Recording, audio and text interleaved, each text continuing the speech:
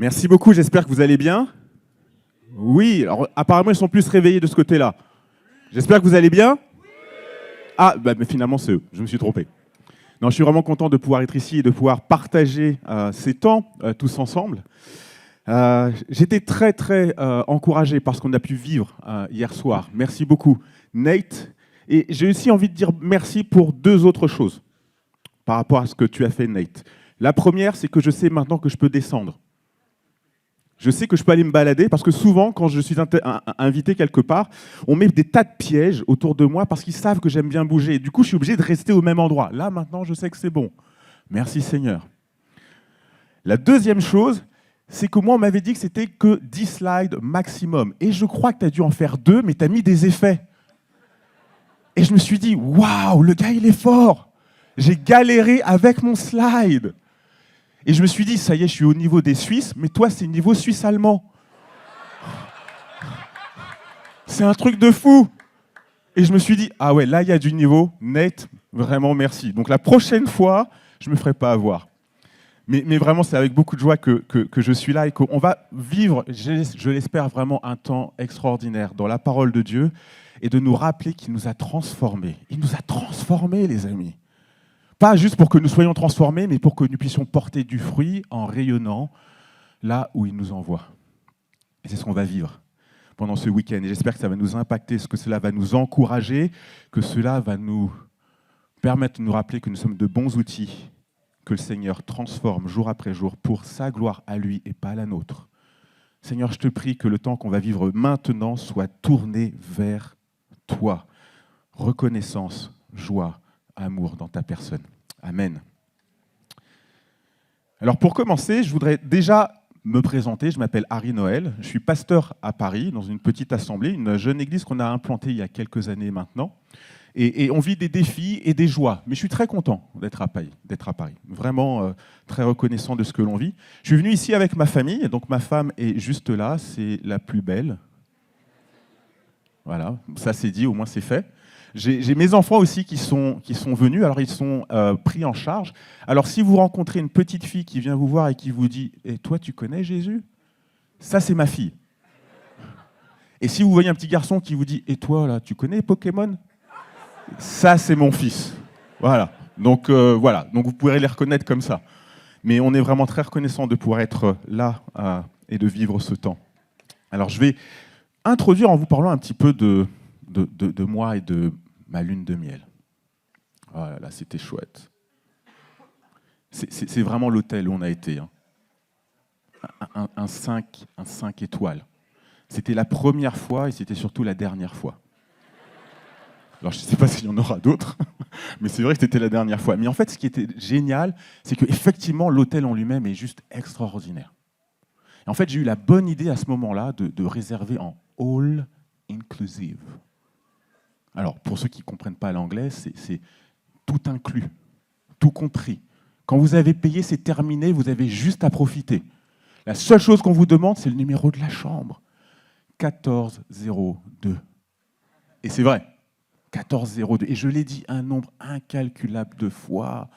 En fait, c'est juste extra. Vous voulez quelque chose, monsieur ? Oui, je le veux bien. Je ne sais pas ce que c'est, mais je le prends. 1402. Monsieur, vous voulez boire 1402 ? Mais 1402 ! En fait, j'en ai profité à fond. C'était payé. Il n'y a plus rien à faire si ce n'est profiter. Et j'en ai profité. Je vais vous raconter un truc pour vous dire un petit peu comment j'en ai profité. En fait, on avait le droit tous les soirs d'aller dans un des 5 restaurants étoilés du resto. On y allait avec ma femme. Et ensuite, quand on partait, ma femme rentrait. Et moi, j'allais dans un autre resto. Mais c'est vrai en plus. Et le matin, mon téléphone sonnait parce que c'était l'heure d'aller au buffet à volonté. En fait, je ne voulais pas perdre une seule seconde. C'est all inclusive. Et les amis, si vous ne connaissez pas, c'est vraiment une expérience de fou. All inclusive. Et vous voulez juste profiter de tout. Et moi, mon programme, c'était à 10h, le buffet est fermé. Il faut que j'y aille avant. À midi, il y a ce restaurant-là, je vais le tester. Si j'ai un petit peu faim, il y a le buffet de l'après-midi. Les amis, on a passé 9 jours, j'ai pris 4 kilos. Et c'est vrai. Et c'est que maintenant que j'arrive un petit peu à les perdre. C'est pour vous dire. Et c'était il y a plus de 10 ans. Mais pourquoi est-ce que je vous raconte ça? Parce que lorsque vous êtes en all inclusive, vous savez ce que vous avez payé. Et croyez-moi, j'ai payé très très cher ce voyage. Ma femme ne connaît pas le montant, mais je peux vous dire que c'était cher. Et pour moi, c'était évident que je voulais profiter de chaque seconde. C'est payé. Si on me propose un truc, je ne sais pas ce que c'est, je le prends, c'est bon, c'est payé. Le Seigneur a payé pour nous. C'est mieux que le all inclusive. Il a payé pour absolument tout afin que nous ayons une relation avec lui, que nous puissions jouir de sa présence, jouir de sa personne, jouir de son amour. De la même manière que je ne voulais pas perdre une seconde pendant ces 9 jours, je veux apprendre à passer le reste de ma vie, à profiter de ce que Christ a fait une fois pour toutes, au travers de son sacrifice pour moi. Et c'est bien mieux que le all inclusive, les amis. Et c'est ce que nous allons essayer de voir, de plonger dans la parole de Dieu pour comprendre ce que sa présence veut dire, ce que ça implique pour nous, de nous rendre compte que 9 jours dans un hôtel 5 étoiles, ça n'a rien à voir avec la gloire de Dieu. Et que nous n'avons qu'une seule chose à faire pour en profiter. Ce n'est pas de payer, mais que c'est d'accepter Jésus-Christ dans notre vie, qui lui a tout payé. Vous êtes toujours avec moi ? Alors on va se lancer dans notre texte qui se trouve dans Ésaïe. Ésaïe au chapitre 6, les versets 1 à 8, qui est un des passages... Quand on sera au ciel, j'ai envie que le Seigneur nous montre tout ce que les prophètes ont vu. Voilà, enfin, on est dans une salle de cinéma, il nous dit, bon voilà, alors arrive, voilà comment ça s'est passé. En fait, j'ai envie de voir ce que Ésaïe va nous dire, et j'espère que ça va nous impacter, de nous rendre compte qu'est-ce que c'est que la présence de Dieu. Ésaïe chapitre 6, versets 1 à 8. L'année de la mort du roi Osias, je vis le Seigneur assis sur un trône très élevé, et les pans de sa robe remplissaient le temple. Des séraphins se tenaient au-dessus de lui. Ils avaient chacun 6 ailes, 2 dont ils se couvraient la face, 2 dont ils se couvraient les pieds, et 2 dont ils se servaient pour voler. Et ils criaient l'un à l'autre et disaient « Saint, Saint, Saint est l'Éternel des armées. Toute la terre est pleine de sa gloire. Les portes furent ébranlées dans leur fondement par la voix qui retentissait, et la maison se remplit de fumée. » Alors je dis, malheur à moi, je suis perdu car je suis un homme dont les lèvres sont impures. J'habite au milieu d'un peuple dont les lèvres sont impures. Et mes yeux ont vu le roi, l'Éternel des armées. Mais, les mais dans la Bible sont merveilleux. Mais, l'un des séraphins vola vers moi, tenant à la main une pierre ardente qu'il avait prise sur l'autel avec des pincettes. Il en toucha ma bouche et dit, « Ceci a touché tes lèvres. Ton iniquité est enlevée et ton péché est expié. » Jusqu'ici, la parole de Dieu. Je ne sais pas si on se rend compte du poids de ce que Ésaïe est en train de dire, de la vision qu'il a de Dieu. Ésaïe nous donne, nous révèle ce qu'il a vu alors qu'il est dans sa jeunesse, alors qu'il vit à une époque, je ne sais pas si vous avez fait attention, on nous dit que c'est à l'époque du roi Osias, qui a été un roi plutôt dans la bonne moyenne, mais qui a fini par s'enorgueillir et qui s'est éloigné de Dieu. Il s'est éloigné de Dieu. Osias, qui lui a certainement eu un des règnes les plus longs parmi les rois de Juda, qui a accompli des choses extraordinaires, qui a accompli des choses au niveau de l'agriculture, qui a détruit certains des hauts lieux qui étaient un cancer pour Israël, mais qui n'a pas tout réalisé dans ce sens-là. Celui qui avait bien commencé mais qui a mal terminé, celui qui était le roi, que ceux à l'époque d'Ésaïe, c'était le seul qu'ils avaient connu, 52 ans de règne. Il est mort. Ce roi est mort. Celui qui avait l'autorité est mort. Et ce que Ésaïe est en train de nous montrer, et j'espère que vous le voyez, c'est que ce roi n'est pas le vrai roi. Chaque roi sur cette terre finira par mourir un jour. Peu importe s'il a été grand, peu importe s'il a été petit, tous vivront exactement la même chose, même celui-là, la mort. Et c'est parce que ce roi, qui est un roi humain, est mort, que Ésaïe va pouvoir nous révéler la réalité de celui qui est le véritable roi. De celui dont on verra plus tard, de celui qui a vaincu la mort. De celui qui n'a pas de début, qui n'a pas de fin. De celui qui ne change pas, de celui qui est réellement puissant. Et c'est de ce roi que Ésaïe va nous parler. Et normalement, la réponse que nous devrions avoir devant ce texte-là, c'est « Waouh ! Waouh !»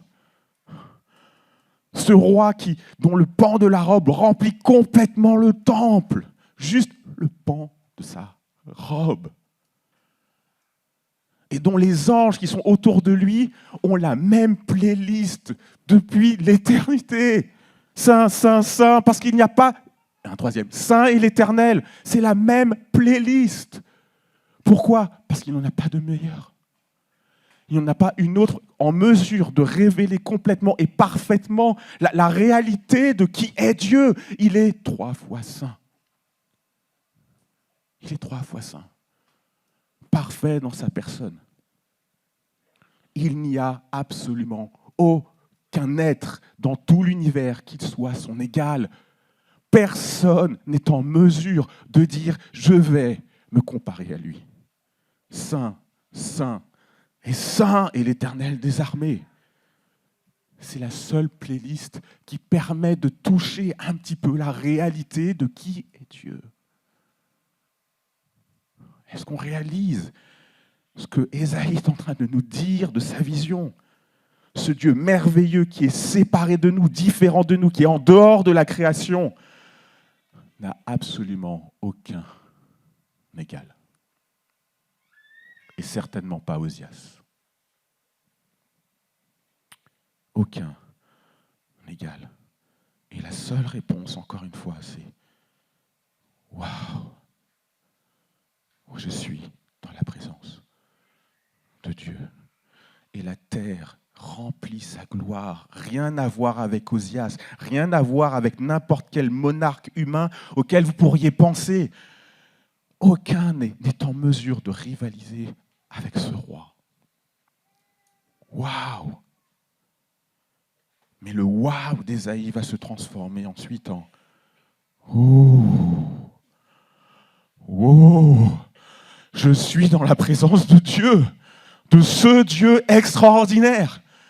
Oh, il commence à réaliser, en fait, plus on se rapproche de Dieu et plus on se rend compte de notre petitesse, plus on se rend compte de qui nous sommes réellement, parce que lui est saint, lui est parfait, lui est glorieux. Et en fait, on commence à comprendre que nous, on ne l'est pas.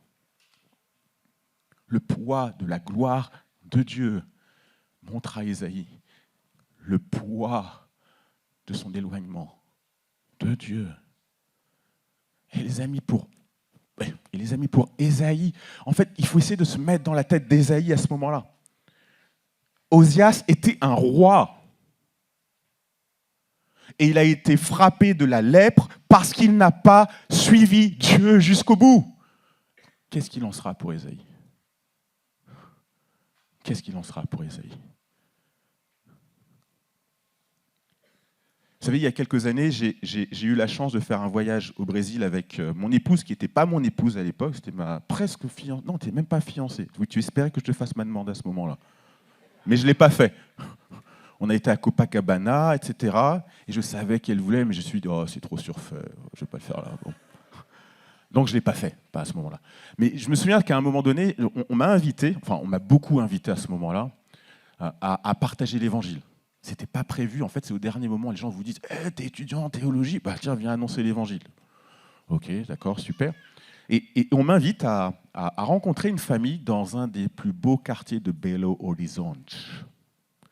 Et donc, moi, je me dis « waouh, super !» On me dit « ah, c'est une famille qui est très, très riche. » Je fais « ah, ok. » Oui, et en plus, ils veulent vraiment entendre l'évangile. Je fais « ah, ok. » Et en fait, j'allais de surprise en surprise. Mais là, vous dites, mais c'était quoi ton problème d'annoncer l'évangile ? En fait, mon problème, c'est que j'étais en t-shirt, short et tongs. Et on me dit que je vais rencontrer la crème de la crème, de la crème, de la crème, de l'endroit où je suis. En fait, pour moi, j'étais juste pas au bon endroit avec mes vêtements.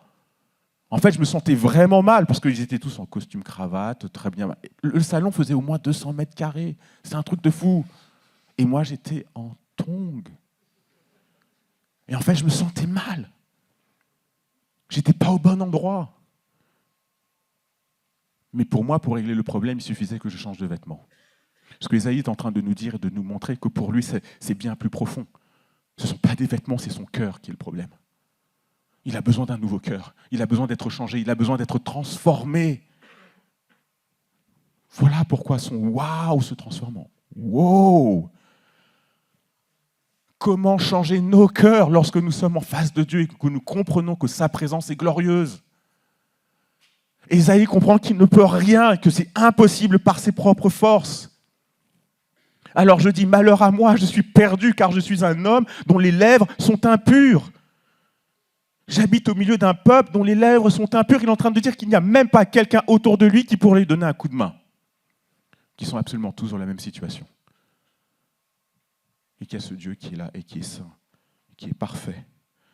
Et Ésaïe est écrasé par la gloire de Dieu, et écrasé par son éloignement de Dieu à cause de son cœur. À cause de son cœur. Mais, dans mon église, souvent, je dis que j'aime beaucoup les mais. Je sais que nous, Français, alors peut-être que vous allez être d'accord avec moi, souvent, lorsqu'on nous demande quelque chose, alors on s'engage, mais il y a toujours un mais qui vient. Ah, je te donne rendez-vous la semaine prochaine. Ouais, je viendrai, mais on ne sait jamais. Peut-être que si le gardien de la voisine de un tel m'appelle pour revenir, peut-être que je ne serai pas là. En fait, est-ce que je dis la vérité? Il y a toujours un mais qui traîne. En fait, on n'aime pas trop les mais. Et puis il y en a d'autres qui sont juste extraordinaires. Mais, verset 6, mais l'un des séraphins vola vers moi, tenant à la main une pierre ardente qu'il avait prise sur l'autel avec des pincettes. Il en toucha ma bouche et dit, ceci a touché tes lèvres, ton iniquité est enlevée et ton péché est expié. On avait commencé avec un waouh, on est passé au wow. Et là maintenant on a un waouh, tu as payé, tu as réellement fait ça? Mon problème de cœur, tu l'as résolu une fois pour toutes. Et je n'ai absolument rien fait pour le mériter. Tu l'as fait complètement et parfaitement pour moi. Waouh! Waouh! On passe du waouh au wow et on retourne sur le waouh lorsque nous comprenons et que nous découvrons la grâce de Dieu. Lorsque nous comprenons aussi quelle est notre position, quel est notre éloignement de Dieu, mais comment est-ce que Dieu a voulu nous rapprocher enfin de lui. Et c'est lui et seulement lui qui a tout accompli. Une fois pour toutes. Une fois pour toutes. Et regardez, lorsque Dieu, au verset 8, va demander, j'entendis la voix du Seigneur disant, qui enverrai-je et qui marchera pour nous? Et la réponse d'Ésaïe est celle-ci. Et je sais que des fois, on ne comprend pas ce que Ésaïe, toute l'ampleur de ce qu'Ésaïe est en train de dire. Il dit, me voici. On prend souvent ce passage-là pour parler de l'envoi missionnaire. Et c'est vrai, Mais la première chose que Ésaïe est en train de dire à ce moment-là, c'est « Je peux me présenter devant toi maintenant. Je peux me présenter devant toi maintenant. Et je n'ai plus peur. Parce que tu as tout payé, tu as tout accompli. Et maintenant, parce que tu m'as transformé, parce que je peux être dans ta présence maintenant, eh bien, je veux marcher avec toi. Pas comme Osias. Je veux marcher avec toi parce que tu m'as transformé et que je peux maintenant jouir de ta présence dans ma vie. Dieu a accompli l'impossible pour nous. Je pourrais m'arrêter là, sauf que j'ai encore mieux pour nous. On pourrait s'arrêter là en se disant c'est génial pour Ésaïe. Il vit quelque chose d'extraordinaire et maintenant il peut rentrer dans une relation personnelle avec Dieu. Mais qu'est-ce qu'il en est de moi? Qu'est-ce qu'il en est de toi? Qu'est-ce qu'il en est de maintenant, aujourd'hui, en 2024? Je vais vous donner des indices. Ah, je vais aller trop vite. On m'avait dit que c'était moins rapide. En fait, c'est super rapide. Je vais vous proposer quelque chose. Souvent, lorsque j'étudie la Bible, j'essaie toujours de me dire, est-ce qu'il y a un pendant de ce texte quelque part d'autre dans le Nouveau Testament? Et en fait, j'ai creusé, et en fait, je pense qu'il y a effectivement un pendant à ce texte-là, précisément, d'Ésaïe 6. Et je sais qu'au premier abord, vous allez dire, mais ça ne parle pas du tout de la même chose. Je vous demande juste de patienter un tout petit peu. Prenez vos Bibles et allez dans Luc.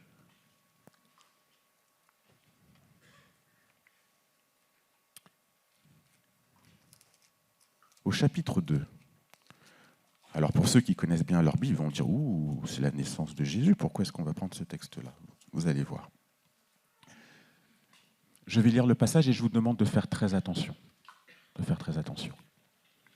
Je vais lire à partir du verset 1 jusqu'au verset 15. Et regardez le parallèle avec Ésaïe 6. En ce temps-là, oh, ça commence bien. En ce temps-là parut un édit de César Auguste. Oh, César Auguste. Auguste qui veut dire le grand. César Auguste ordonnant un recensement de toute la terre. Ce premier recensement eut lieu pendant que Quirinus était gouverneur de Syrie. Tous allaient se faire inscrire chacun dans sa ville. Joseph monta de Galilée, de la ville de Nazareth, pour se rendre en Judée, dans la ville de David, appelée Bethléem, parce qu'il était de la maison et de la famille de David, afin de se faire inscrire avec Marie, sa fiancée, qui était enceinte. Pendant qu'ils étaient là, le temps où Marie devait accoucher arriva, et elle enfanta son fils premier-né. Elle l'emmaillota et le coucha dans une crèche, parce qu'il n'y avait pas de place pour eux dans l'hôtellerie. Il y avait dans cette contrée des bergers qui passaient dans les champs les veilles de la nuit pour garder leurs troupeaux. Et voici un ange du Seigneur leur apparut, et la gloire du Seigneur resplendit autour d'eux. Ils furent saisis d'une grande frayeur. Mais l'ange leur dit, ne craignez point, car je vous annonce une bonne nouvelle qui sera pour tout le peuple sujet d'une grande joie. C'est qu'aujourd'hui, dans la ville de David, il vous est né un sauveur, qui est le Christ, le Seigneur. Et voici à quel signe vous le reconnaîtrez. Vous trouverez un enfant emmailloté et couché dans une crèche. Et soudain, il se joignit à l'ange une multitude de l'armée céleste louant Dieu et disant « Gloire à Dieu dans les lieux très hauts et paix sur la terre parmi les hommes qu'il agrée. » Lorsque les anges les eurent quittés pour retourner au ciel, les bergers se dirent les uns aux autres « Allons jusqu'à Bethléem et voyons ce qui est arrivé, ce que le Seigneur nous a fait connaître. » Ils y allèrent en hâte et ils y trouvèrent Marie et Joseph et le petit enfant couché dans la crèche. Après l'avoir vu, ils racontèrent ce qui leur avait été dit au sujet de ce petit enfant. Alors peut-être que pour l'instant, on ne voit pas encore le lien, mais je vous demande encore un petit peu de patience. On se souvient d'Ésaïe et de la vision qu'il a ? Une vision extraordinaire dans le temple, où même le pan de la robe de Dieu remplit absolument tout, de ces anges qui sont autour de Dieu et qui ne font que crier « Saint, Saint, Saint est l'Éternel ». Une vision qui est juste extraordinaire de la présence de Dieu. Et là, dans notre passage, nous avons l'histoire de la venue de notre Messie. Et vous avez remarqué, également placé dans le temps par rapport à un monarque. Ah. Mais voilà mon point. Celui qui a vu Ésaïe, en Jean chapitre 12, verset 41, Jean nous dit qu'Ésaïe a vu la gloire de Jésus. Que celui qu'Ésaïe a vu, c'est Christ avant son incarnation, c'est sa gloire à lui. Et maintenant, dans ce passage-là, cette même gloire qui était dans le temple, cette même gloire qui était extraordinaire, cette même gloire est venue dans notre monde. Cette même gloire est venue dans la bassesse, dans la pauvreté, dans l'humilité, dans l'humiliation. Cette même gloire qui était extraordinaire s'est abaissée pour venir jusqu'à nous pour une raison, pour être accessible pour chacun de nous. Pour être accessible pour chacun de nous. Et les premières personnes qui sont au courant de la venue du Christ sont des bergers. Il n'y a pas plus bas dans la société de l'époque. Aucune confiance en eux, pas de confiance dans leurs paroles. Ce sont ceux qui sont vraiment au plus bas de la société et c'est pourtant à eux qu'est annoncée la bonne nouvelle. C'est à eux qu'est annoncée la bonne nouvelle. ceux qui ne sont pas estimés, ceux qui sont au plus bas de la société juive de l'époque. Et les amis, je vais vous dire quelque chose, et souvent on passe à côté parce qu'on a un éloignement géographique et culturel qui ne nous permet pas de saisir absolument tout. En fait, ces bergers, en particulier, dans cette région en particulier, étaient les bergers qui devaient garder les bêtes qui devaient être ensuite sacrifiées au temple. Vous avez entendu ce que j'ai dit ? C'était eux qui devaient garder les bêtes qui devaient être sacrifiées au temple. C'est-à-dire que ces bergers savaient que le sacrifice qui était fait année après année ne servait à rien. Année après année, des personnes devaient venir prendre leurs bêtes pour faire des sacrifices. Ils savaient qu'il était impossible pour l'homme de s'en sortir et qu'il fallait quelque chose de plus grand et que ces sacrifices appelaient à quelque chose de bien plus grand. Ces bergers étaient conscients de leur bassesse, étaient conscients de leur iniquité de la même manière que Ésaïe. Ils étaient conscients que les sacrifices qui étaient faits chaque année allaient appeler un autre sacrifice, un autre sacrifice, un autre sacrifice et un autre sacrifice. Et est-ce qu'on peut comprendre quel est l'impact que cette annonce a fait sur eux ? Enfin, ce que nous attendons est là. Enfin, le Sauveur est enfin là. Ce sont les personnes qui étaient le plus en mesure de comprendre leur éloignement par rapport à Dieu, même s'ils n'étaient absolument pas écoutés. Dieu connaissait leur cœur parce qu'ils avaient soif de trouver enfin la réponse dont ils avaient besoin pour que leur iniquité soit enlevée. C'était les meilleures personnes en mesure de dire « Nous avons besoin que Dieu fasse quelque chose. » Et ils réalisent que la gloire de Dieu est enfin revenue en Israël. Ézéchiel 10, versets 18 à 19. La gloire de l'Éternel s'est retirée du seuil du temple et s'est placée au-dessus des chérubins. Les chérubins ont déployé leurs ailes et se sont élevés de terre sous mes yeux. Quand ils sont sortis, accompagnés des roues, ils se sont arrêtés devant l'entrée de la maison de l'Éternel du côté est. Et la gloire du Dieu d'Israël était au-dessus d'eux, tout en haut. Et je pourrais continuer la lecture. Ce que Ézéchiel est en train de nous montrer, c'est que la gloire de Dieu a quitté le temple. Mais ce que les anges annoncent aux bergers, c'est que la gloire de Dieu est revenue en Israël. Pas parce qu'ils le méritent, mais parce qu'ils en ont besoin. Pas parce qu'ils le méritent, mais parce qu'ils en ont besoin. Et pour eux, les amis, c'est une bonne nouvelle. Ils sont virés. Ils sont virés. On n'a plus besoin d'eux. C'est l'annonce que c'est enfin terminé. You fired. You fired. En général, ça ne fait pas très plaisir. Mais là, c'est terminé. C'est l'annonce qu'une fois pour toutes, un jour, il n'y aura plus besoin de sacrifice parce que le sacrifice parfait est là. De la même manière que la vision d'Ésaïe, on est venu prendre une pierre ardente sur l'autel des parfums. Et c'est quoi l'autel des parfums ? C'était le lieu où étaient faits les sacrifices. Où étaient faits les sacrifices. Christ est le sacrifice parfait. Christ est celui qu'Ésaïe a vu. Christ est ce Dieu merveilleux qui est dans le temple, qui est dans la gloire, mais qui décide de venir tabernacler au milieu de nous, d'avoir sa présence au milieu de nous. Emmanuel, Dieu avec nous. Juste quelques éléments pour nous permettre de comprendre en fait le parallèle qu'il y a entre à la fois Ésaïe et Luc. J'aurais pu continuer, mais on m'avait dit 10 slides, vous vous souvenez ? Je n'ai pas pu en faire plus. Dans Ésaïe, on voit le Seigneur assis sur un trône. En Luc, on voit un bébé dans une mangeoire. En Ésaïe, c'est les pans de sa robe qui remplissent absolument tout. En Luc, c'est un bébé qui est emmailloté. En Ésaïe, on est dans le temple. En Luc, on est dans une crèche. En Ésaïe, c'est la voix qui retentit. En Luc, c'est les cris d'un bébé. En Ésaïe, c'est la gloire. En Luc, c'est la pauvreté. En Ésaïe, c'est un roi. En Luc, c'est un bébé. En Ésaïe, ce sont les anges. En Luc, ce sont les bergers. En Ésaïe, c'est malheur à moi, j'ai vu le roi. Là, j'ai fait une erreur. En Luc, c'est nous avons peur.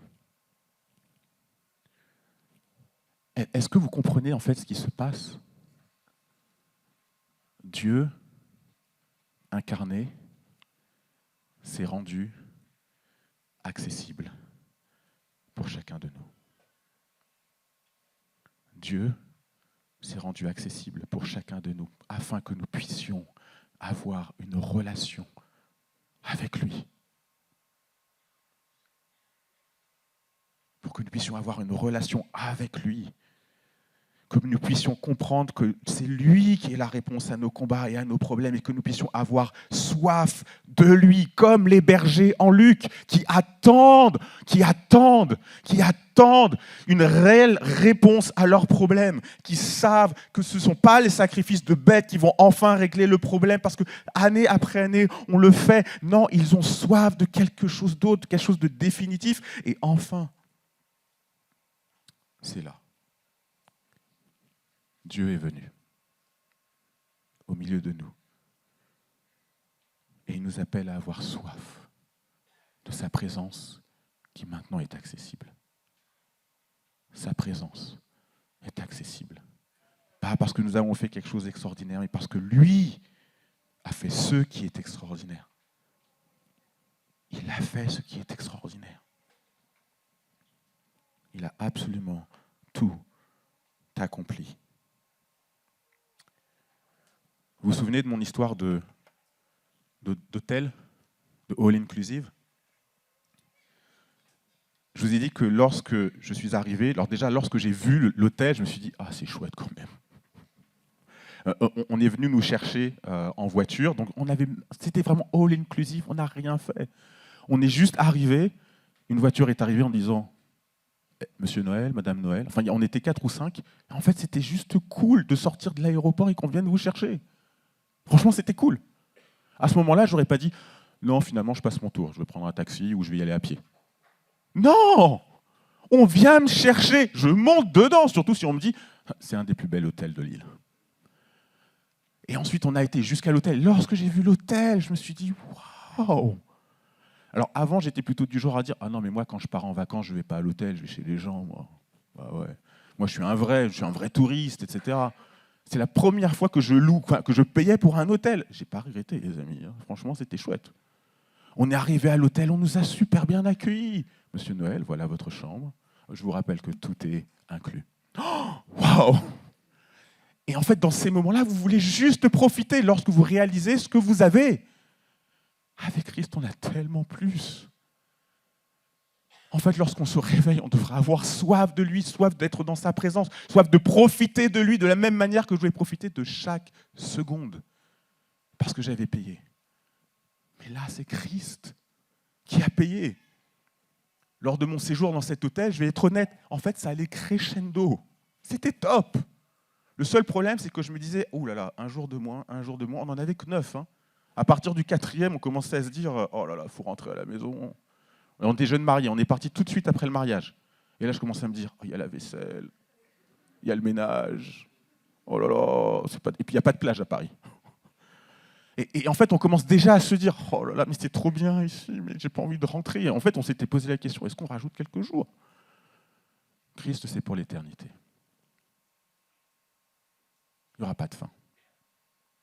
Et nous pouvons jouir et être dans une relation personnelle avec lui pour toujours. Pour toujours.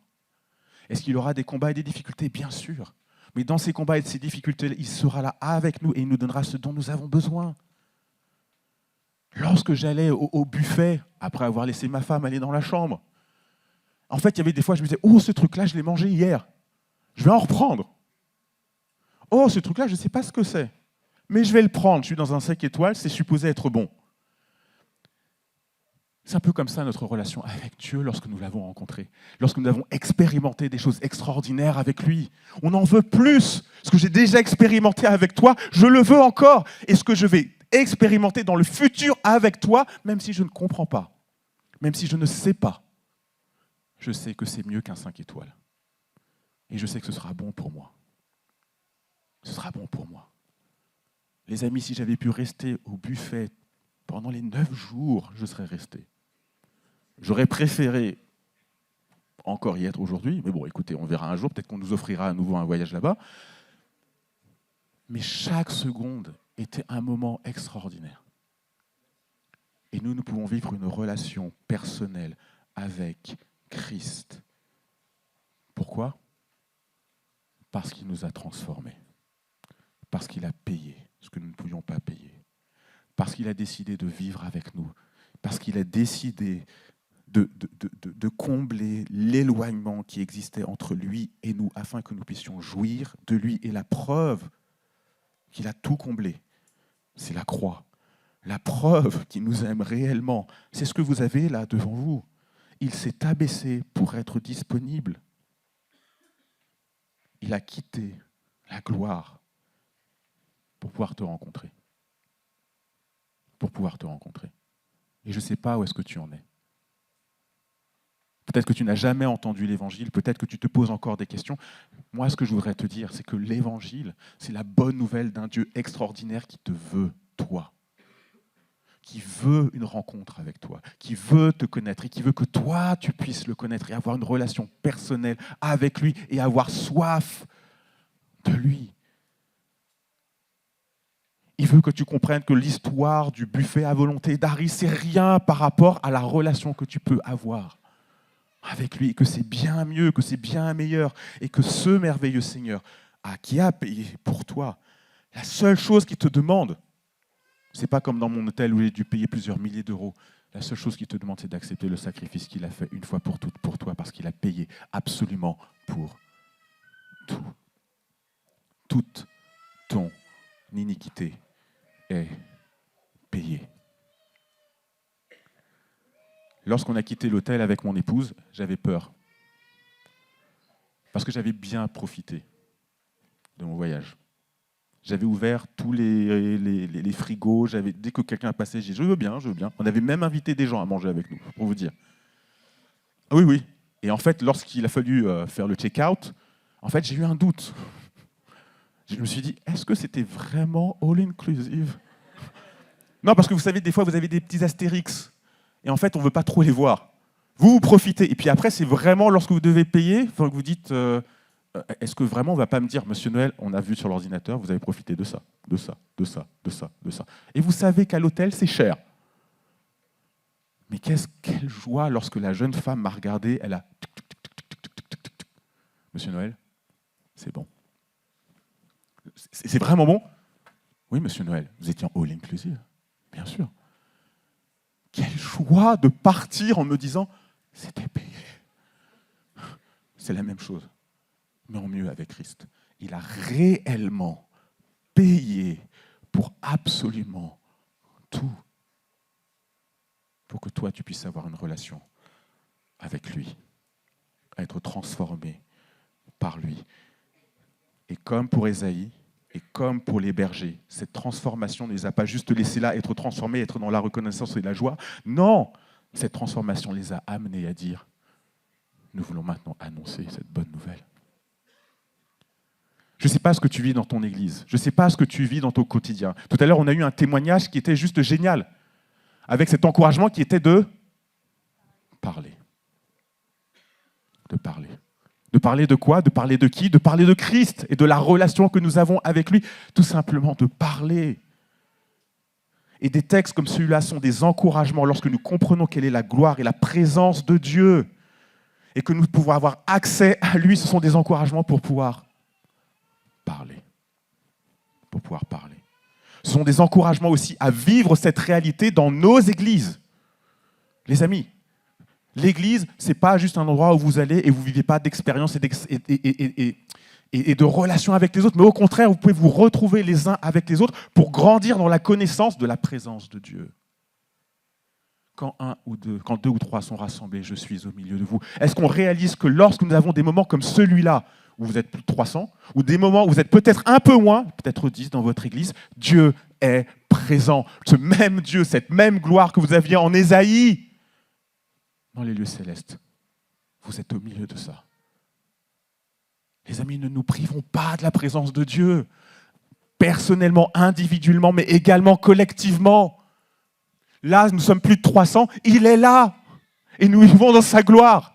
Je sais que pour nous, des fois, c'est pas super perceptible, mais la réalité, c'est ce que la Bible nous dit, c'est la vérité, il est présent, et c'est cette même gloire qui est là. Et Christ aime son Église. Je vous encourage à grandir, à vous encourager les uns les autres, à grandir dans la présence de Dieu. Et lorsque c'est difficile pour l'un, que les autres puissent l'encourager, que les autres puissent le porter, et que les autres, comme dans Thessaloniciens, puissent lui rappeler les vérités de la parole de Dieu.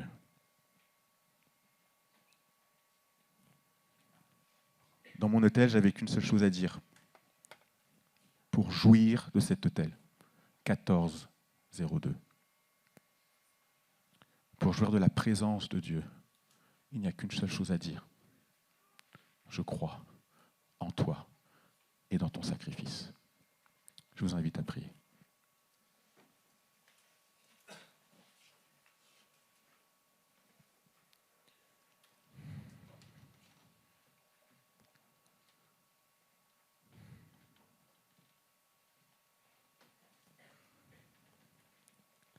Seigneur, je veux reconnaître que je ne pourrai jamais rendre honneur à la vision d'Ésaïe. Avec ces mots humains, il essaie de nous faire comprendre une réalité qui nous dépasse. Mais ce n'est pas parce que c'est difficile de parler de cette réalité que cette réalité n'est pas vraie, bien au contraire. Seigneur, aide-nous, Seigneur, à saisir jour après jour le poids de ta gloire, le poids de ta personne, le poids de ta sainteté. Et de nous rappeler que devant cette gloire, nous devrions être pas seulement écrasés, nous devrions être exterminés, Seigneur. Mais, que dans ta grâce, tu as pourvu aux moyens pour que cette gloire ne nous écrase pas, mais que cette gloire nous émerveille. Nous émerveille par la beauté de la bonne nouvelle de Jésus-Christ, mort et ressuscité pour nous. Que celui que Ésaïe a vu a quitté cette gloire pour une rencontre personnelle avec nous.